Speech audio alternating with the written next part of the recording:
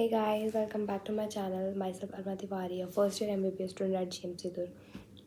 This is going to be my first video, and in this video we're going to discuss what are the top 5 mistakes that a dropper or a child who is going to give NEET, preparing for NEET does. So you can completely avoid them. So let's begin into the video. So the first mistake we all do is watching lectures for like long hours and not like making matlab not gaining something from it. We're just watching for the sake of it ki yeah, I've watched lectures, I've studied for so long, but that will not give you results, because that will not give you fruitful results, because you will see कि yeah, you are watching, but at last क्या होगा कि आप जब lectures देखोगे so you will get that dopamine hit in your mind कि या I have done a lot of hard work today and I should like give my self reward kind of that thing, but कुछ नहीं होगा उससे, because आप lectures time देख के time waste कर रहे हो. सो टू बी ऑनेस्ट मैं बताऊँ तो पूरे ड्रॉप ईयर में I did not watch a single bio lecture, because अगर आप ड्रॉपर हो so you are well through with the like you know the syllabus की what are the things, what are the topics, हर chapter में क्या क्या है, and I was fully aware with that. So मैंने क्या किया कि अपने ड्रॉप ईयर में 12th के लेक्चर्स, मतलब 12th बोलिए, वो बायो के लेक्चर्स तो देखे ही नहीं. फिज़िक्स केमिस्ट्री देखती थी. बायो के लेक्चर्स का जो टाइम रहता था या तो मैं फिज़िक्स कर लेती थी, केमिस्ट्री कर लेती थी, बायो रीड कर लेती थी. तो मैं वो टाइम में 2 लेक्चर होता है कभी कभी, तो मान लो 6 घंटे बोल रही, 4 घंटे हो गए, 3 साढ़े 3 4 घंटे तो मैं सेव कर ही ले रही थी ना. उसमें मैं कुछ और कर लेती थी. सो आप स्टार्ट करो वो चीज़ करना जो आपको नहीं आता है, बिकॉज जो आप आता है उसको करते जाओगे. तो देखो, बायो के लेक्चर्स कर पढ़ने में सबको मज़ा आता है, और फिर सब बात है, नो डाउट बहुत अच्छा लगता है पढ़ने में, बिकॉज सब कुछ समझ आता है. बट अगर आप वही चीज़ करते जाओगे जो आपको बार बार समझ आता है, तो उससे आपको वो कहीं एडअप नहीं होगा, मतलब कुछ फ़ायदा नहीं होगा. बिकॉज जो चीज़ आपको आता है वो तो आपको ऐसे भी आता है, मार्क्स तो वहाँ से मिलेगा, बट जो चीज़ आपको नहीं आता है वहाँ आपका लॉस होते जाएगा. मुझे मान लो बायो मुझे अच्छे से आता है, बट मेरा फिज़िक्स लैक कर रहा है, तो मैं फिज़िक्स छोड़ के बायो ही करते रह जाऊँगी सोच के कि मुझे बायो आता है, बहुत अच्छा हो रहा है, मेरा स्ट्रॉन्ग हो रहा है. तो कोई फ़ायदा ही नहीं है, क्योंकि मेरा तो फिज़िक्स में मार्क्स कट जाएंगे ना, फिज़िक्स तो मेरी भी हो जाएगी. So what you need to do कि जो चीज़ आती है उसको साइड रखो, जो तुम्हारा फेवरेट है उसको साइड रखो, और जो चीज़ नहीं आती उस पर डबल मेहनत करो.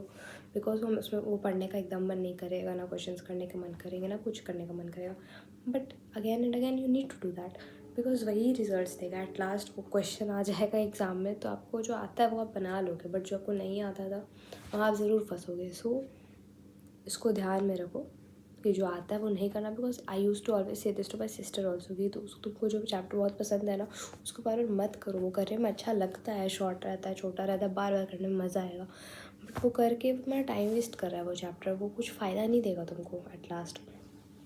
ठीक है, तो मेरा पहला पॉइंट था. The second point, I will suggest कि रिविज़न नहीं करना. मैं अपने 12th और 11th में क्या गलती किया कि मैं पूरा चैप्टर जब कंप्लीट हो जाता था, लेक्चर सारे कंप्लीट हो जाते थे, तब मैं एक बार ही बुक उठाती थी, अपना नोट्स कॉपी, और फिर मैं उसको पेज पलट पलट के रिवाइज़ करती थी. देन एनसीईआरटी रीड करती थी, एंड मुझे लगता था कि भाई मेरा तो हो गया चैप्टर, बट वो उसी टाइम पीरियड के लिए लगता था. उसके बाद नेक्स्ट डे भूल जाऊँगी. तो उसका फिर मैंने सॉल्यूशन निकाला. फिर मैं ड्रॉप ईयर में मैंने रूल बना लिया था कि मैं आज का कॉपी, आज नोट्स बनाया तो उसको आज ही रिवाइज़ कर लूँगी, आज ही याद कर लूँगी, नोट कर करके लिख लिख के याद कर लूँगी उसको, कल के लिए नहीं छोड़ूंगी. तो मैं डेली का डेली वही काम करती थी, और फिर लास्ट में मैं पूरा एक साथ रिवाइज़ कर लेती थी. तो मुझे टाइम भी कम लगता था, और मेरे दिमाग में सब कुछ फिट हो जाता था. उससे क्या होगा कि आप पढ़ भी लोगे, रिवीजन भी हो जाएगा, आपका दिमाग में फिट हो जाएगा, तो उसको बार बार रिवाइज़ करने का ज़रूरत नहीं पड़ेगा, और आपको वही टाइम आप कहीं और लगा सकते हो. उसको MCQs बनाओ, उसके DPPs कर लो, वो सब कर लो, उसमें आपका टाइम बच जाएगा. ठीक है, सेकेंड थिंग तो ये था. और एक चीज़ कि जब आप रिविज़न करो ना, तो आपने वो ग्राफ तो देखा ही होगा कि जो आपको बार बार रिवाइज़ करते रहना होता है, उसके लिए बहुत मेसी ना हो जाए, उसके लिए मेरे पास, मैं क्या करती थी, एक चैप्टर कंप्लीट हुआ ना तो उसको स्टिकी नोट्स में चैप्टर का नाम लिख दो और डेट लिख दो, आज कितना तारीख को ख़त्म हो गया, और फिर 5-6 दिन का उस पर वो लगा दो कि हाँ अब इस दिन को मुझे इसको एक बार उठा के रिवाइज़ करना है. अब रिवाइज़ कैसे करना है, ऐसे नहीं रिवाइज़ करना कि आप फिर से सारा नोट्स पढ़ रहे हो और DPP लगा रहे हो, क्वेश्चंस बना रहे हो, ऐसे नहीं. कोई एक चीज़, या तो DPP, या तो नोट्स, या तो आपकी NCERT, कोई एक चीज़ पकड़ो. NCERT मुझे रिवाइज़ करनी है, फिर 6 दिन बाद आप उसकी NCERT पढ़ लो. ठीक है, सेम विद सेकंड चैप्टर के अब DPP ले लो, तो DPP आप लगा लेना.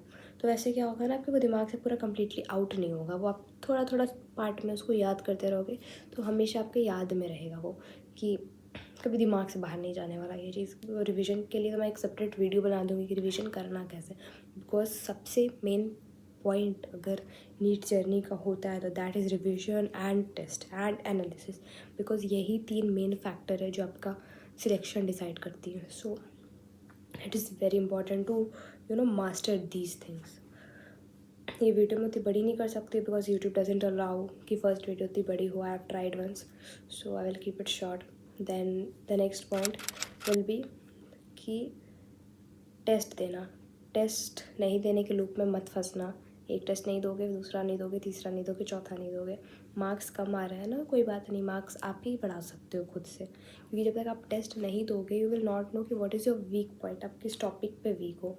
अगर आपको पता रहेगा ना कि देखो, पेरेंट्स का प्रेशर रहता है, आई नो, टीचर्स का रहता है, आई नो, बट मार्क्स तो वो नहीं बढ़ा सकते ना, मार्क्स तो आपको पढ़ना है, बस वो बातें बोल सकते हैं, वो डांट सकते हैं, पर जब तक आपको खुद की कमी नहीं पता होगी, जब आप खुद से अवेयर नहीं रहोगे, सेल्फ अवेयर नहीं रहोगे, तो आप कैसे अपना सिलेक्शन लोगे? सिलेक्शन आप ही को लेना है। टेस्ट में कम नंबर आ रहे हैं, कोई बात नहीं, मार्क्स कैलकुलेट करना मत कर दो कुछ दिन के लिए, मार्क्स से मत कैलकुलेट करो, ठीक है, टाइमर मत लगाओ अगर नहीं हो रहा है, but try solving those questions. 200 question है तो उनको सॉल्व करो, पता तो चलेगी कहाँ कहाँ टॉपिक तुम्हारा वीक है। ये तो तुम हर बार ये चीज़ नहीं कर सकते ना कि जब रिवीजन करने जा रहे हो पूरा चैप्टर लेके बैठ जाओ, नहीं उतना टाइम मिलेगा रिवीजन करने के लिए, अभी मिल रहा हो पर नहीं मिलेगा बाद में।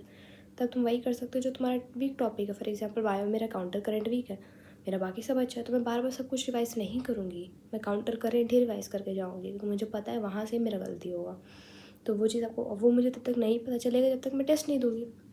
टेस्ट में अगर मेरे क्वेश्चंस गलत ही नहीं होंगे तो पता कैसे चलेगा? क्वेश्चंस गलत हो रहे हैं तो खुशी मनाओ कि हाँ क्वेश्चंस गलत हो रहे हैं, क्योंकि उससे तुमको पता चल रहा है कि वो ये टॉपिक मुझे नहीं आता था। वैसे क्वेश्चंस अगर आते ही नहीं तो तुमको कोई पता कहीं नहीं चलता ना कि तुम गलती कहाँ कर रहे हो।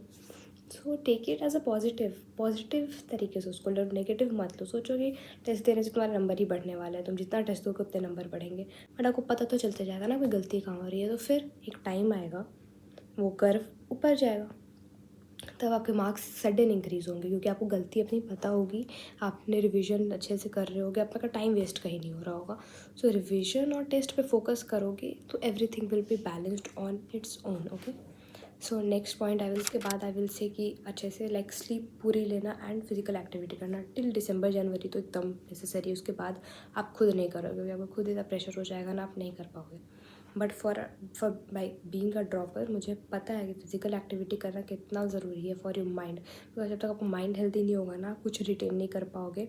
बस बोलने में वैसा लगता है, बट प्रैक्टिकली आप खुद करके देखो आपको कितना ज़्यादा फ़ायदा होगा कि आप टाइम से उठो, कुछ भी कर लो, वॉक कर लो, जॉगिंग कर लो, डांस कर लो, आपको डांसिंग पसंद है, बैडमिंटन खेलो 30 मिनट्स, कुछ भी एक्स्ट्रा करो, बट कुछ फिजिकल एक्टिविटी ज़रूर इन्वॉल्व करो अपने लाइफ में।